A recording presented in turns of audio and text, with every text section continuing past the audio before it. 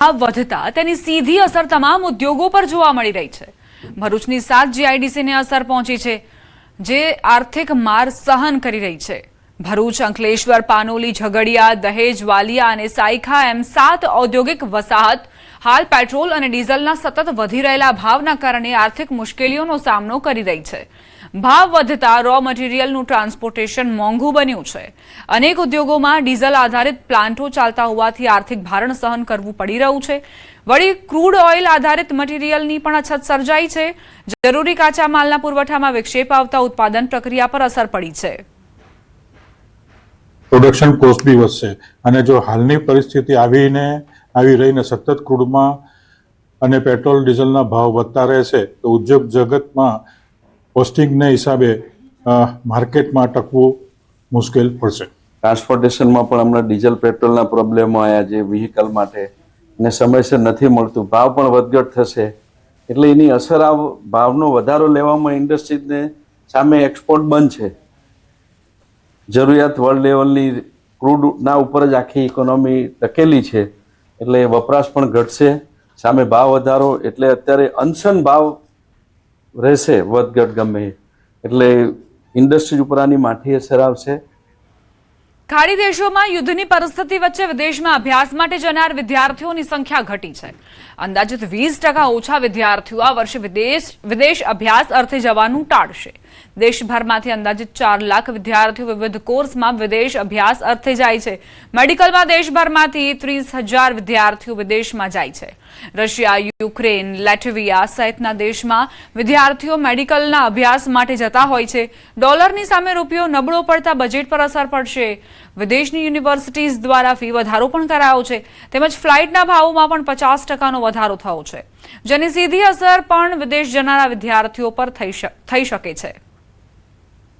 7 થી 8 લાખ વિદ્યાર્થીઓ વિદેશ અભ્યાસ માટે જતા હોય છે, એટલે કે અંડર ગ્રેજ્યુએશન, પોસ્ટ ગ્રેજ્યુએશન દુનિયાના જુદા જુદા દેશોમાં। હવે એની પાછળના તો ઘણા કારણો છે જ, પણ ગુજરાતની જો વાત કરીએ તો અંદાજિત 85 થી 90,000 વિદ્યાર્થીઓ દર વર્ષે અભ્યાસ માટે જતા હોય છે। ગત વર્ષની સરખામણીમાં આ આંકડો નીચે જવાનો છે, જેમ કે 20 થી 25% વિદ્યાર્થીઓ ઓછા જવાની શક્યતા છે। એની પાછળના મુખ્ય કારણો છે એ વૈશ્વિક જે યુદ્ધની પરિસ્થિતિ, ભારત દેશમાં જેની અસર થઈ છે, જેમ કે પેટ્રોલ ડીઝલનો ભાવ તો વધ્યો છે, પણ સાથે એક પેરેન્ટ્સ હોય કે જેમના બાળકોને મોકલવા છે પણ એના ખીચા પણ સમજો કે ભાઈ 100 રૂપિયા ખર્ચાતા તો અત્યારે 150 રૂપિયા ખર્ચાય છે। ભરૂચ જિલ્લામાં આરટીઓ દ્વારા હવે એઆઈ આધારિત ડ્રાઇવિંગ ટેસ્ટની શરૂઆત કરવામાં આવી છે। આ વ્યવસ્થાથી ડ્રાઇવિંગ ટેસ્ટ પ્રક્રિયા વધુ પારદર્શક બની છે। નવી સિસ્ટમ હેઠળ ઉમેદવારની દરેક હલચલ પર એઆઈ અને સીસીટીવી કેમેરા દ્વારા નજર રાખવામાં આવે છે।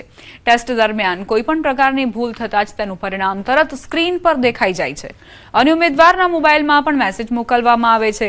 આ સમગ્ર પ્રક્રિયાનું કંટ્રોલ રૂમથી લાઈવ મોનિટરિંગ કરવામાં આવી રહ્યું છે।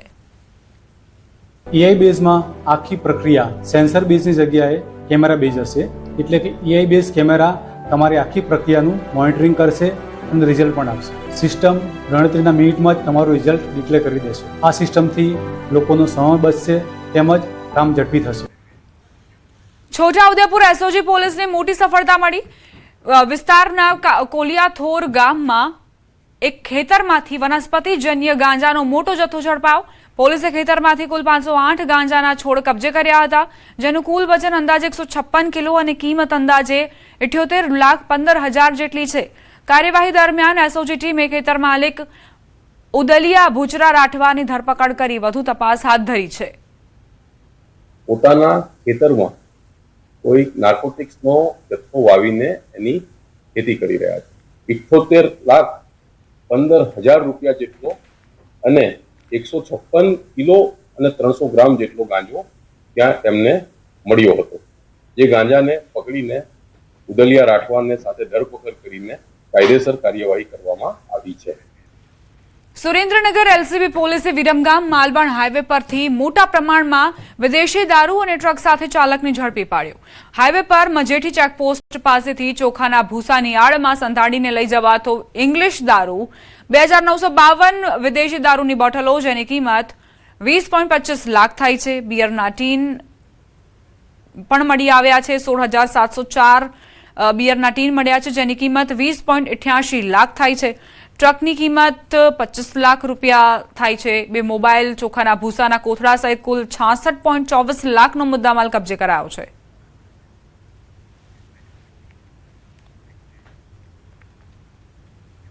કચ્છના શિણાય સીમ વિસ્તારમાં ગેરકાયદેસર બાયોડીઝલના જથ્થા સામે એલસીબી દ્વારા મોટી કાર્યવાહી હાથ ધરાઈ. પોલીસે દરોડા પાડી આશરે 7,36,000ના શંકાસ્પદ બાયોડીઝલ સહિત કુલ 10,86,000 રૂપિયાનો મુદ્દામાલ કબજે કર્યો. તપાસ દરમિયાન ખુલાસો થયો કે ટેન્કરમાં અંદાજે 9,200 લીટર શંકાસ્પદ પેટ્રોલિયમ પદાર્થનો સંગ્રહ કરાયો હતો.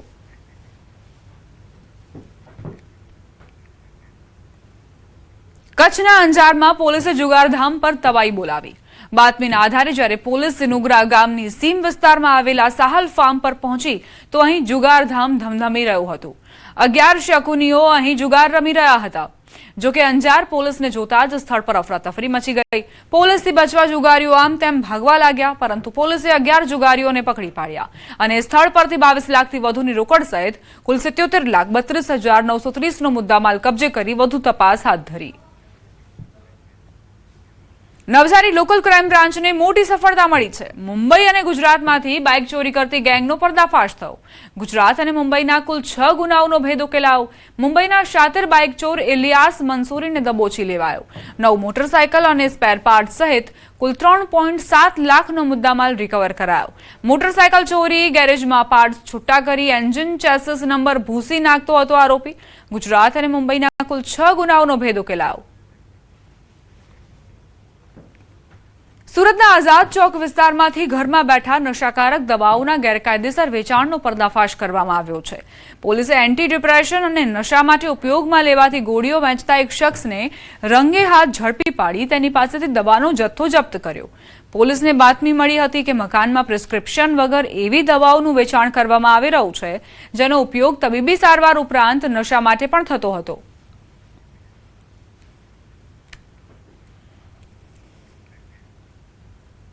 સુરત શહેરમાં ઓનલાઈન ઇન્વેસ્ટમેન્ટ અને ફોરેક્સ ટ્રેડિંગના નામે લોકોને ફસાવતી સાયબર ગેંગ સામે સુરત શહેર સાયબર ક્રાઇમ સેલને મોટી સફળતા મળી છે. શેર માર્કેટમાં ભારે નફો અપાવવાના વચનો આપી એક વ્યક્તિ પાસેથી રૂપિયા 14.60 લાખની ઠગાઈ કરનાર ગેંગ સાથે સંકળાયેલા 2 આરોપીઓને ઝડપી પાડવામાં આવ્યા.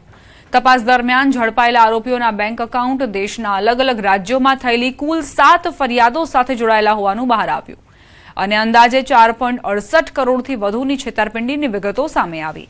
ફરિયાદીના જણાવ્યા અનુસાર ફરિયાદી વ્યક્તિને પ્રથમ વોટ્સએપ ગ્રુપમાં એડ કરી શેર માર્કેટ અને ફોરેક્સ ટ્રેડિંગ સંબંધિત આકર્ષક ટિપ્સ આપવામાં આવી.